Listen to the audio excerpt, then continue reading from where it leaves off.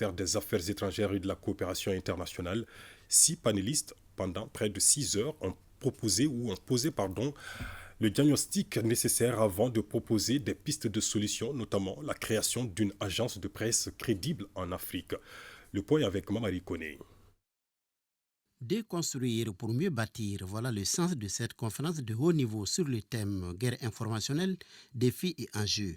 C'est pour contribuer à une meilleure compréhension de la question de guerre informationnelle que le Centre d'études stratégiques a initié ces cadres d'échange et de débat. Le président de la transition a une connaissance et une compréhension absolument très très claire aujourd'hui des enjeux communicationnels autour de notre pays.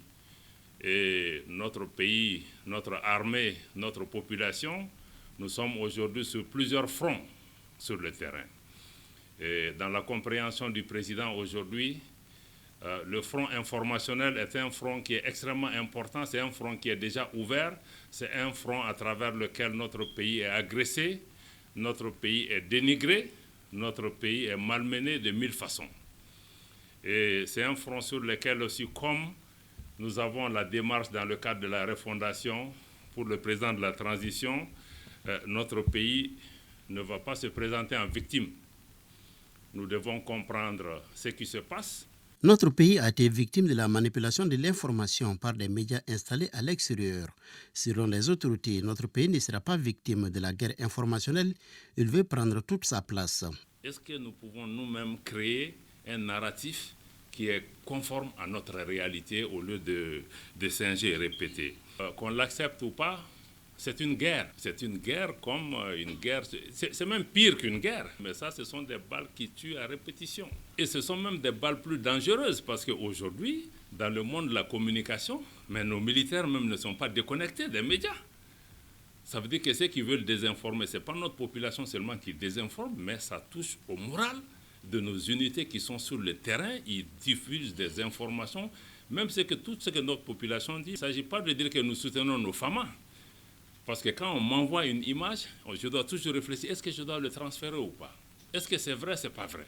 Dans quelle mesure ça touche à mon armée, à ma communauté? Donc il faut que nous-mêmes nous fassions extrêmement attention à cela. L'UNESCO, dira son chef de bureau au Mali, soutient le droit à l'éducation, aux médias et à l'information pour tous. C'est pourquoi cette organisation fait tout pour soutenir les hommes des médias. L'organisation s'efforce de renforcer les capacités des décideurs politiques, des éducateurs, des professionnels de l'information et des médias, des organisations de jeunesse et des populations défavorisées dans ce domaine, en aidant les États membres à formuler des politiques et des stratégies nationales d'éducation aux médias et à l'information. Les différents panélistes ont tour à tour expliqué les contours de la guerre informationnelle à l'aide d'exemples précis. Le cadre a donc permis une compréhension commune et assez claire des défis et enjeux.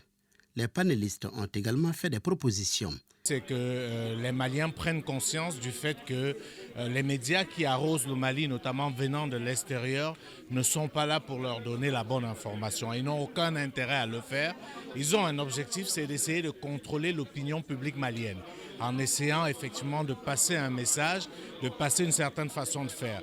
Donc par rapport à ça, il faudrait que le Mali puisse avoir ses propres instruments de communication, que le Mali puisse avoir sa propre agence de presse pour que l'essentiel de l'information sur le Mali vienne des Maliens d'abord. Je pense que c'est un pays qui a une grande tradition de journalistes de qualité.